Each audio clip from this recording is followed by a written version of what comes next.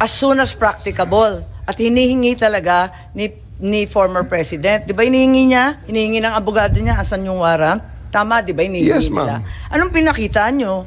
We gave them the electronic copy of the warrant and it was given to them by Yusek Nikiti together with PG Fadulion. It was received by Yung General warrant, anong klase yung Monteagudo. itsura ng warrant? ICC, Interpol? It's an ICC warrant, ma'am.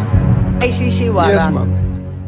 DOJ. Hindi nandun si Use- Prosecutor Fadulion Ikaw naman Yes, ma'am. bumasa ng Miranda rights, hindi man lang yung prosecutor. Tinikoberan mo na yung papel ng DOJ, kaya sumagot ka ngayon. Ma'am, we're talking in the tube. Hindi, sinabi mo kasi, ang liwaliwanag, sinabi mo, hindi naman kailangan ng warrant eh. Mga idol, panoorin natin ang Senate hearing mga idol kung saan ginisa ni Senator Amy Marcos si General Torre ukol ito nga pala sa pagdakip niya kay PRRD. Okay mga idol, panoorin natin. Yes. Was this warrant presented to PRRD at the time he was arrested? Kasi may katanungan, di ba? At may sinasabi si Attorney Medialdea na hindi daw pinakita sa Pangulo. Pwede bang may sumagot? Si General Torre, mukhang kabisado niya. Siya yung nasa video eh. Again, ma'am. Hindi. Yung warrant nung natanggap ninyo yung warrant, naipakita ba yung ICC warrant sa Pangulo? Kay Pangulo Duterte? Pinakita ba ninyo sa kanya? Nung inaresto siya, di ba, obligado kayo magpakita ng warrant. Yes, ma'am. Anong pinakita nyo? Right at the tube, ma'am, the Yusek Nikiti together with PG Fadulion, together with me, gave them the electronic copy through retired General Monteagudo, ma'am, because that's their condition. They don't recognize the diffusion order. They really want to have a copy of the warrant. That's why a soft copy was given to them on the tube. And a hard copy was printed and later on received by Attorney Delgra in the 250th wing, sir. 250th wing, ma'am. May pagkakataon ba si former president na basahin to? Kasi ang pagkaintindi, hindi. Tingnan natin muna yung video kasi mas maliwanag doon.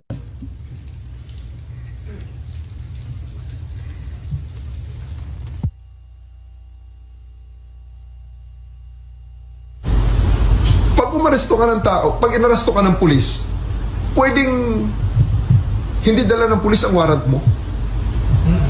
Pwede. Sasabihin lang ng pulis kayo, oy, arestado ka, may warrant ka. Nasaan ang warrant? Doon sa istasyon, halika na. That's perfectly legal. Pag umaresto ka ng tao, pag inaresto ka ng pulis, pwedeng hindi dala ng pulis. So ang sabi po ninyo, hindi naman kailangan yung warrant eh, kaya hindi ninyo pinakita. Tama po ba yun? Ma'am, that is a very, very different interview in the aftermath. But I'm talking of... Anong pinag-uusapan sa interview? And I'm talking about we have already veered on the general rules on the warrantless, on the service of the warrants.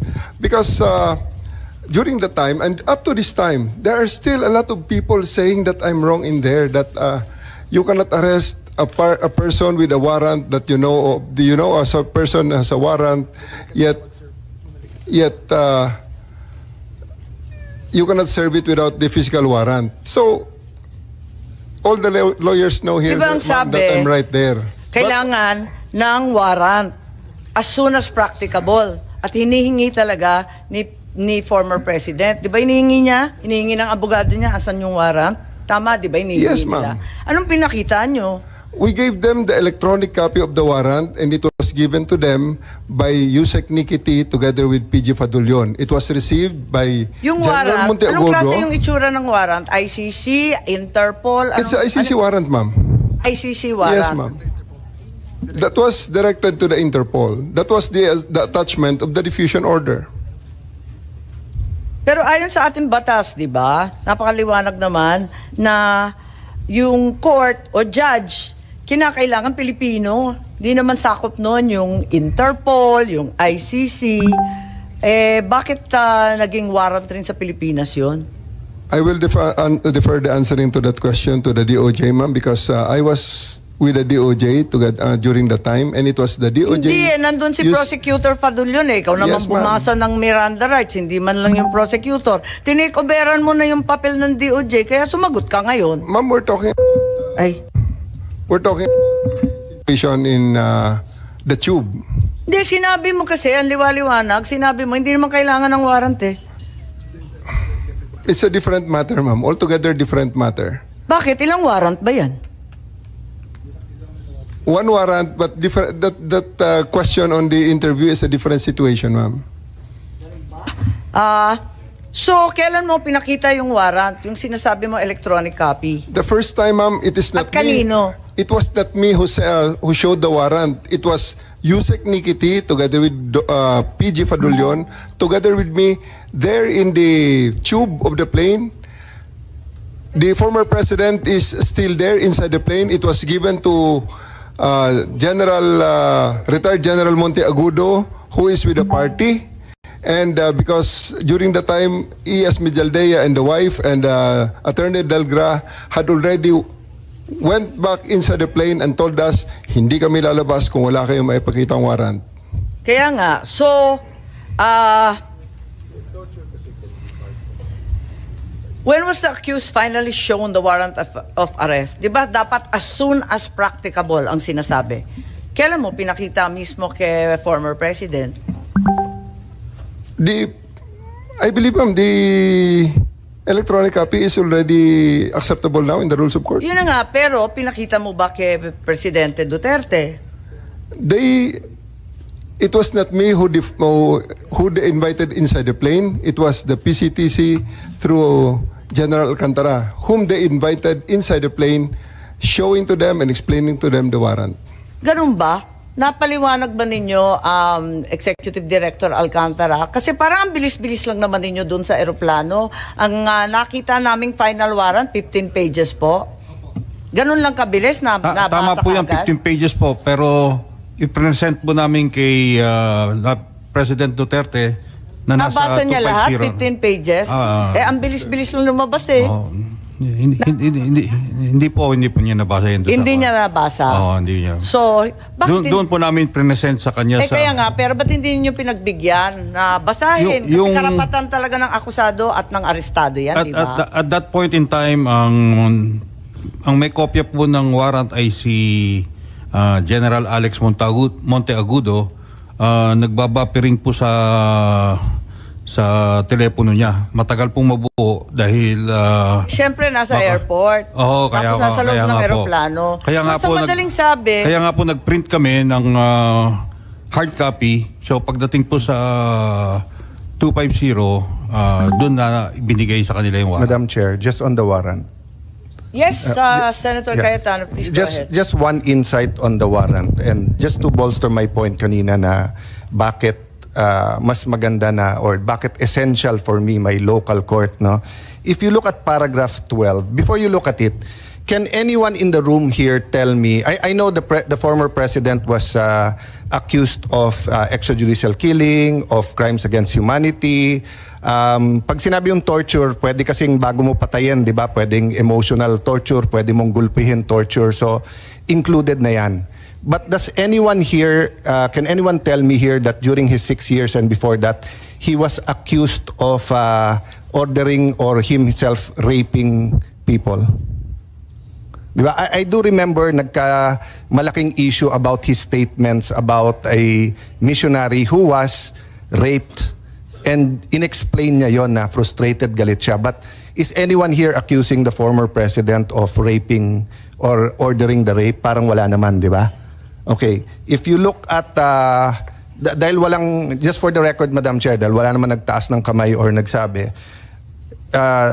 paragraph 12, the chamber notes that the prosecution alleges, let me say it again, the chamber notes that the prosecution alleges that some acts amounting to crimes against humanity of torture and rape under Article 7, subparagraphs 1 bayan F 71 G of the statute were committed as a widespread and systematic attack against the civilian population. Ulitin ko the chamber notes that the prosecution alleges. So the prosecution in the ICC alleges that some acts amounting to crimes against humanity of torture and rape were committed as part of a widespread and systematic attack. For me, it's the first time I read that someone was accusing the president, the former government. But if you look at the last page of the warrant, or second to the last page, page 14, no? Issues a warrant of arrest. So, for these reasons, the chamber hereby issues a warrant of arrest for Rodrigo Roa Duterte, born on 28 March 1945, for his alleged criminal responsibility pursuant to Article 25, Paragraph 3, Paragraph A of Statute for the Crime Against Humanity of Murder, pursuant to Article 7(1)A, wala yung G na rape, committed in the Republic of Philippines during the relevant period as set forth in this warrant of arrest. So I just want to make this point, Madam Chair. So kung sa akin nangyari to, pupunta ako sa Philippine Court at sasabihin ko sa Philippine Court, Sir, makita mo naman, sa Marites at Chismis kinuha ng prosecutor ng ICC. Padadala mo ako doon, pinakamaikse, 4 to 6 years yung hearing, deprived of liberty. Yung prosecutor mismo nag-allege ng rape. The harshest critics of President Duterte accuse him of being insensitive to women, saying misogynist, masama yung etc. And I won't defend him there. It's on the record, di ba? And also accused him of being insensitive to a foreign national who was a missionary here who was raped. But I haven't heard na inaccuse siya ng rape or ordering rape. Ang alam ko nga, galit na galit siya pag ministreat yung mga kababaihan. So, dun pa lang, questioning ko to before a Philippine judge. Kasi, kawawa naman ako pag nandun. So that's my point. So, the second point I just want to make kay SOJ is, I personally will respect its sub judice because this case in the Supreme Court is so important. But just for the record, it's nag-rule na rin, kung hindi ako nagkakamali, nag-rule din ang Supreme Court dyan na we cannot stop the hearing or we can continue kahit na sub judice. But he's not asking naman to stop the hearing. He's just saying, can we be sensitive to that? Because they're gonna have to put their position on paper and present it before the Supreme Court. So, mamaya, Madam Chair, more factual na lang yung mga tanong ko rather than issues para yung facts naman, SOJ is not naman under dispute, di ba? And will help us pa nga sa doon. But this is just an example. And I just read this morning, pero nagulat lang ako doon na yung prosecutor pala may ganun allegation, no? Oo. Kaya nga nagkagulantaan. Palibasa, nakita natin yung warrant much later. Did any one of you, General Marbil, General Torre, meron ba kayong hawak na ICC warrant of arrest at the time of his arrest? Parang electronic copy lang, tapos pinakopya muna, tapos binigay na pagdating doon. Bakit ganun? Samantalang March 10 pa lang nagmo-mobilize na ng libu-libong pulis. Pagkatapos alam na natin na magkakaganito dahil nabalitaan na nga sa Hong Kong. Kung ganun, bakit walang warrant doon sa mismong pag-aresto? Electronic copy lamang at nagpa-imprenta pa. Ba't nagkaganon? May I differ on the wisdom of the SOJ to explain on the legality of the electronic copy of the warrant, ma'am? Hindi naman tinatanong yung legality. Okay lang yun. Ang tinatanong ko, bakit parang unprepared kayo samantalang prepared na si General Marbil? Madam Chair, I just want to make clear na ang trabaho po ng police is really to assist po yung PCTC natin. Yun po yung and what we have is tama po yung sinasabing order ng diffusion. So ito po yung nangyari. We rely po dun sa PCTC, dun sa lahat ng mga documents that they did na gagamitin po dun sa effect ng arrest. Ito po yung ginawa po ng again, uulitin ko. Dapat yung PCTC nagdala ng warrant. Ba't nga ba kayo walang warrant? It was stated ipapadala po through diplomatic channels Naka-state po yun So, dapat diplomatic channel. Nangyari ba yon? Kung diplomatic channel yung DFA, ano ba nangyari sa warrant na yan? Sa dinami-dami ng handa ninyo, sa libo-libong pulis at sundalo na kinalampag, Wala bang nag-isip na kinakailangan dalhin yung warrant? Your Honor, if I may, wala po kaming information o wala kaming natanggap at all. Eh kayo naman sa PCTC, wala rin kayong natanggap? We requested for a copy of the warrant and we got it the next day. Opo. The next day being, The warrant that came from the kaya nga, what the day system. na? The next day is 12 po, 12. So, hindi rin ninyo na ipakita kay Presidente Duterte. Bale tama si General Torre na warrantless arresto. Pinakita po namin yung hard copy sa 250 pero sa lawyers po natin pinigay. Madam Chair, can I clarify? Kasi ang sinasabi din na redacted copy lang ang binigay, hindi rin kompleto, kaya hindi nila mabuo. At yun nga, nagkagulatan, Can I bakit clarify? meron pa? Can I clarify that, sir? It was a sealed warrant, correct? Hindi. Hindi po. Electronic hindi. electronic yung nakuha po na No. Ano ang Department. pinadala ng ICC? Kasi parang sa ibang news report sabi sealed. Pag sealed kasi hindi dadaan ng DFA yon. So yun nga ang question. What was sealed, sir, was the warrant of arrest was sealed Okay. before March 11. Yes. Tapos kanino, sir, pinadala? Sino magbubukas nun pag sealed? When they demanded a copy of the warrant, we relied on our fail-safe mechanism. We have a fail-safe mechanism to make sure that the documents are secure in our possession. So it's the DOJ that produced the warrant. Hindi sa may bias ako sa DFA, but I've worked with these people. Kasi pag sealed, may option na hindi padaanin sa kanila. At kahit pinadaan sa kanila, I don't think they have the authority to open it. Di ba? Yes, but we had to use our fail-safe because the PCTC could not produce the warrant, so we had to use our fail-safe. But once naman it's opened by the proper authority who's allowed to open it, 'di ba, to unseal it, then syempre Philippine law na. Ipapakita mo talaga dun sa na. Yes, we showed it to the president and to his lawyers. Teka, mapapaliwanag lang ako. Tell me candidly, at the time you apprehended PRRD, nung inaresto si former president, yung ICC warrant, nasa inyo na ba, General Torre? Yung totoo. Kasi you're under oath, alalahanin. Yes, ma'am. It is with us. It was already with you. Yes, Electronic. Ma'am. Yes, ma'am. Electronic. Wala Yes, kayong ma'am. official copy? Electronic walang copy, ma'am, hard given copy? electronic copy given to me by Yusek Nikiti of the DOJ, ma'am. Sa DOJ. Kaya sa inyo, kasi parang nagtuturoan kayo, sabi ninyo, na dapat yung PCTC ang nagbigay. Pero wala kayong binigay. Sabi ninyo, dapat DFA. Nalilito po ako. Hindi po. Hindi po nagtuturoan. We had the copy of the warrant, not electronic copy of Dinami-dami Yusek nang nag-aresto kay Presidente. Walang nag-isip na kinakailangan bigyan ng kopya na hard copy, opisyal, at talagang... binigyan po namin sa Saan? Saan at 250 kailan? po, binigyan po namin. Nung ma-print na po yung hard copy. Saan yun?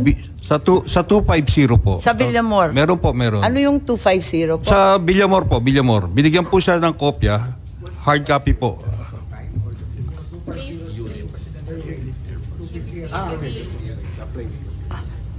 So, nandun. Anong oras? About shortly before 12 po. Around 12, around noon at that time po. Noon. Noon time? Naibigay ng noon time? Opo. Pero anong oras ba hiningi? Di ba napakaaga pa noon? Humihingi po sila from the tube.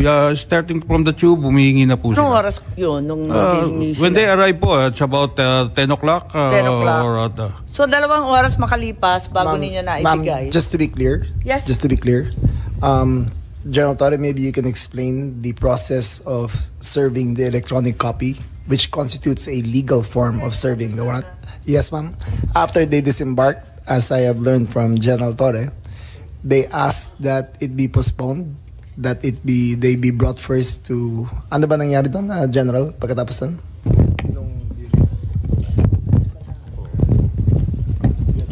They only disembarked when the electronic copy was produced and given to them. So, kaya sila lumabas. And when they step out of the plane, at the junction of the moving part of the tube, PG Fadulion met them and attempted to read the rights to President Duterte. And all of them said, pwede ba mamaya na yan at pa-diffuse muna natin ang tension. Doon na lang sa 250th Airlift Wing. So, we acceded to that request. We arrived at the 250th Airlift Wing. They were given refreshments. They were allowed to refresh. They were allowed to, para generally pababain lang ang tension ng lahat. And then we, after an hour or two, we returned, and that was the video that you saw when I was reading the rights in the cell phone, which basically it's memorized already. So just a formality, and then they asked at that juncture, they asked for the written, they want a printed copy. So I went out of the room, stepped out of the room, printed it, and gave it to them. Okay, yung printed copy, may allegation na redacted copy daw to. Hindi daw kumpleto, hindi daw buo. Parang simplified lang or pinaiklian. Tama ba? O buong-buo? Buong-buo yun, ma'am. It was Ilang pahina? 15 pages. Yung 15 pages na kumakalat ngayon, Yes, yun na yun?